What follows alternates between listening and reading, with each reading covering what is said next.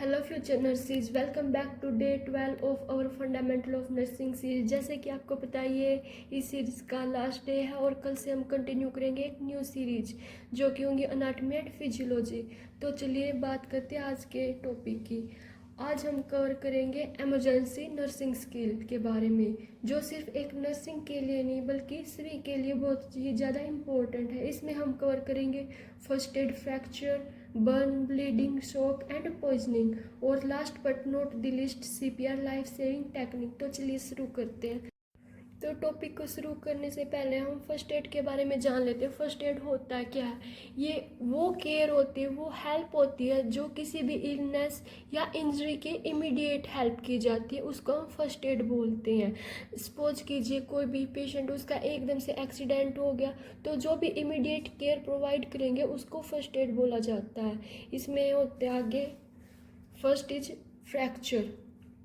Fracture में क्या होता है? Broken bone. इसमें जो बोन होती है वो ब्रोक हो जाती है। इसका मीनिंग देख लेते हैं एक बार। ए फ्रैक्चर मीनिंग ए ब्रेक और crack in the bone.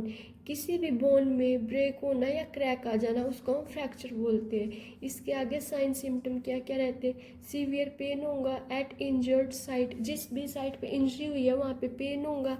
Swelling होगी, रेडनेस होगा and can not move the part normally, और जिस भी पार्ट पे फ्रैक्चर हुआ है उस पार्ट को हम नॉर्मली मूव नहीं कर पाएंगे। आगे फर्स्ट एड स्टेप, क्या क्या स्टेप रहने वाले हैं, क्या क्या इमीडिएट केयर प्रोवाइड करेंगे हम फ्रैक्चर के बाद, अब वो देख लेते हैं। Do not move the injured part too much. जिस भी पार्ट पे इंजरी हुई है उसको हम ज़्यादा मूव नहीं करवाएंगे। Keep the bone still bye trying splits above and below the fracture. जो बोन है उसको हम स्टिल वही रखेंगे, ज़्यादा मूव नहीं करवाना, या हमें स्प्लिट्स का यूज करके हम बोन को स्टिल रखेंगे। If there is bleeding cover the wound with clean cloth. अगर साइड पे साथ में ब्लीडिंग भी हो रही है फ्रैक्चर के साथ साथ, तो हम वुंड को क्लीन करेंगे और क्लीन क्लॉथ के साथ कवर कर देंगे। Never try to push the bone back inside. हम कभी भी जो बोन ब्रेक हुई है उसको इनसाइड पुश नहीं करेंगे, ये नहीं ट्राई करेंगे कि हम इस बोन को खुद से फिक्स कर दें। हमें ऐसे कैसे छोड़ देना है, उस बोन को हाथ भी नहीं लगाना। Take the patient to hospital quickly, और जितना जल्दी हो सके हमें पेशेंट को हॉस्पिटल लेके जाना है। आगे सेकंड है बर्न। बर्न में क्या होता है? A burn is an injury to the skin और underlying tissue caused by heat, chemicals, electricity, radiation और friction and resulting in destruction of cell। Burn क्या होता है? ये एक इंजरी होती है। किसकी इंजरी होती है? स्किन और टिश्यू की, जो कि हीट, केमिकल, इलेक्ट्रिसिटी, रेडिएशन और फ्रिक्शन की वजह से कॉज होती है। और इसका बाद में क्या रिजल्ट होता है? जो सेल्स होती है वो डिस्ट्रॉय हो जाती है, उसको हम बर्न बोलते हैं। तो आगे इसके टाइप है। इसका first type is first degree burn. इसमें रेडनेस होगी, पेन होगा। फिर सेकंड है सेकंड डिग्री बर्न में क्या होता है? ब्लिस्टर फॉर्मेशन होंगी एंड सीवियर पेन होगा। Third is third degree burn type. इसमें पेनलेस नर्व डैमेज हो जाएंगे। ये बहुत डीप बर्न होगा, इसमें पेन नहीं होगा लेकिन सब कुछ बर्न हो जाएगा। आगे इसके फर्स्ट एड स्टेप देख लेते हैं। First is cool burn under running water. जो भी पार्ट बर्न हुआ है पेशेंट का, जो भी साइट है, उसको रनिंग वाटर के अंदर रखेंगे। कितने टाइम तक? 10 to 20 मिनट्स के लिए। फिर remove jewellery tight clothing near burn site. जिस भी साइट पे बर्निंग हुई है वहाँ अगर कोई भी ज्वेलरी वियर की गई या टाइट क्लॉथ है, हम उसको रिमूव कर देंगे। फिर cover with sterile non sticky dressing. हम उसको स्टेराइल क्लॉथ से कवर करेंगे और नॉन स्टिकी ड्रेसिंग का यूज करेंगे ताकि स्टिक ना हो वो बाद में। Do not rust blister apply oil butter toothpaste. हम कुछ भी वहाँ पे अप्लाई नहीं करेंगे कि टूथपेस्ट अप्लाई कर दिया, बटर या ऑयल, और नए जो ब्लिस्टर फॉर्मेशन हो उसको फोड़ेंगे। फिर है refer to hospital if severe. अगर सीवियर केस है तो हम जल्दी से जल्दी हॉस्पिटल में रेफर कर देंगे। आगे हम करते हैं ब्लीडिंग, जिसको हेमरेज भी बोलते हैं। जब भी इंजरी होती है और ब्लड फ्लो होने लगता है उसको हम ब्लीडिंग बोलते हैं। इसके टाइप कौन कौन से होते हैं? इसके 3 टाइप होते हैं, आर्टेरियल, वेनस एंड कैपिलरीज। जो आर्टेरियल होता है इसमें ब्लड फ्लो बहुत फास्ट होता है और इसका ब्लड ब्राइट रेड कलर का होता है। फिर सेकंड वेनस, इसका जो ब्लड होता है वो डार्क रेड कलर का होता है एंड स्टेडी फ्लो होता है, मतलब इससे कम होता है, आर्टेरियल फ्लो से कम होता है, लेकिन कैपिलरी से ज़्यादा होता है। जो कैपिलरीज में ब्लड होता है वो बहुत ही स्लोली होता है। फिर इसमें फर्स्ट एड क्या क्या देंगे? अप्लाई डायरेक्ट प्रेशर, हम डायरेक्टली प्रेशर अप्लाई करेंगे ब्लीडिंग साइड पे। Elevate injured limb above heart, जिस भी लिम्ब पे इंजरी हो रखी है, ब्लीडिंग हो रखी है, हम उसको ऊपर उठा देंगे, हार्ट के लेवल से ऊपर उठा देंगे। अप्लाई प्रेशर बैंडेज, हम प्रेशर बैंडेज अप्लाई करेंगे। Use tourniquet only if life threatening bleeding, जो कि लास्ट ऑप्शन होता है। अगर ये जो ब्लीडिंग है ये बहुत ही सीवियर है या लाइफ थ्रेटनिंग कंडीशन है तो हम टर्निकेट अप्लाई करेंगे, जो कि लास्ट ऑप्शन रहता है। फिर फोर्थ इज शॉक। शॉक क्या होता है? डेफिनेशन के थ्रू समझते हैं। लाइफ थ्रेटनिंग कंडीशन होती है due to inadequate circulation of blood.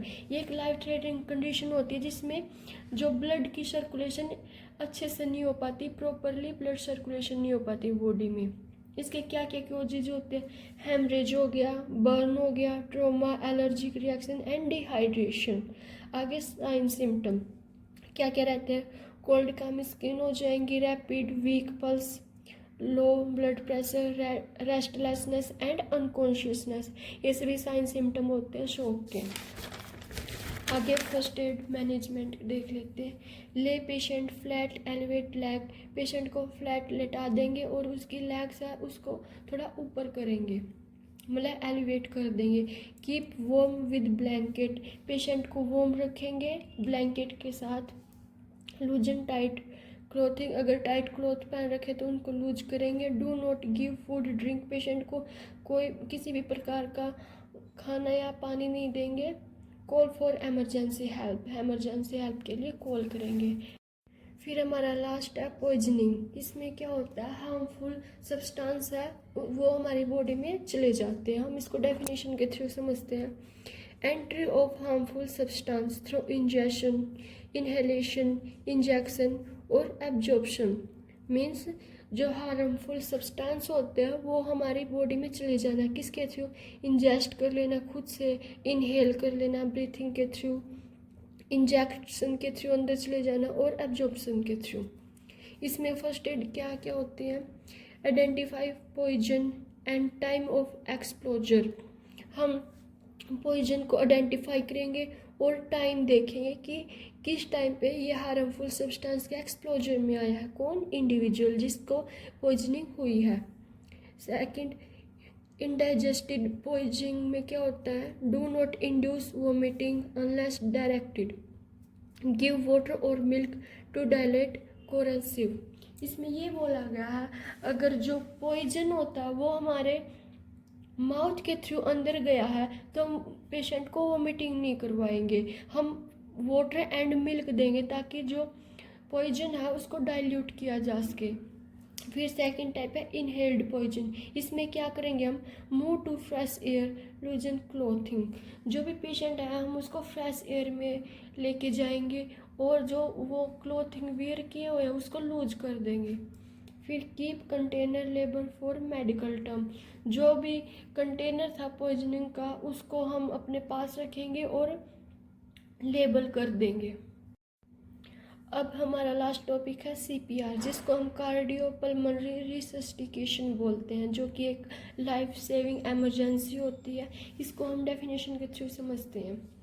CPR is a life saving emergency procedure, ये एक प्रोसीजर होता है जो कि लाइफ सेविंग प्रोसीजर होता है, performed when the heart stop beating, involves chest compression and rescue breath to restore circulation and breathing. इसमें ये बोला गया जो CPR होता है वो एक लाइफ सेविंग इमरजेंसी प्रोसीजर होता है जो कि कब परफॉर्म किया जाता है, जो हार्ट होता है वो बीट करना स्टॉप कर देता है, और इसमें हम चेस्ट कंप्रेशन देते हैं, ब्रीथ को रेस्क्यू करते हैं। और किस लिए करते हैं?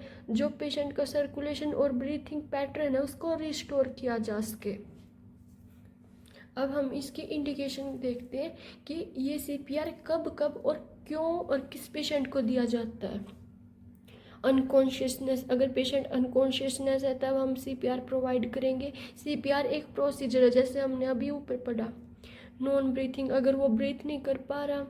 नो पल्स, अगर उसकी जो पल्स है वो अब्सेंट है तब हम पेशेंट को CPR देंगे। उसके क्या क्या स्टेप होते हैं इसको हम CAP सीक्वेंस से याद रख सकते हैं। C means circulation, A for airway and B for breathing. सबसे पहले हम स्टेप 1 देखते हैं जो कि सर्कुलेशन। चेक पल्स, पेशेंट की पल्स चेक करेंगे, mainly carotid in adult, adult में कैरोटिड पल्स चेक करेंगे। इफ़ अब्सेंट, अगर वो कैरोटिड पल्स अब्सेंट है तो हम start compression, chest compression start कर देंगे।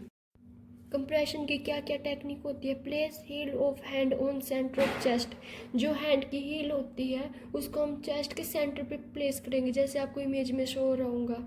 Depth 5 to 6 centimetre. जो हम कंप्रेस करेंगे वो कितना कंप्रेस करेंगे? 2 इंच तक इन अडल्ट, अडल्ट में जो हम कंप्रेस करेंगे चेस्ट को वो 5 to 6 सेंटीमीटर होना चाहिए, मीन्स 2 इंच तक। रेट कितना होना चाहिए? 100 to 120 कंप्रेशन पर मिनट। जो हम कंप्रेस करेंगे वो 100 to 120 रेट पर मिनट के अकॉर्डिंग कंप्रेशन होनी चाहिए, मीन्स 1 मिनट में 100 to 120 कंप्रेशन होनी चाहिए। फिर सेकंड है A for airway, ensure airway is open, जो पेशेंट का एयरवे है वो ओपन होना चाहिए। हेड टिल्ट, चिन लिफ्ट, जा थ्रस्ट। इसमें क्या बोला गया? जो पेशेंट है उसका हेड नीचे होना चाहिए और चिन लिफ्ट होनी चाहिए ताकि एयरवे अच्छे से ओपन हो। एंड थर्ड में है B for breathing, give two rescue breath. जब भी हम चेस्ट कंप्रेस करेंगे उसके बाद हम टू रेस्क्यू ब्रीथ प्रोवाइड करेंगे। लुक फॉर चेस्ट राइज, और हम चेक करेंगे कि जो चेस्ट वो राइज हो रही है या नहीं। फिर continue cycle until patient recover, जब तक पेशेंट रिकवर नहीं हो जाता हम कंटिन्यू CPR देते रहेंगे। और जो CPR का रेशियो होता है वो क्या होता है? अडल्ट में हम 30 कंप्रेशन देंगे और 2 ब्रीथ देंगे, मीन्स 30:2।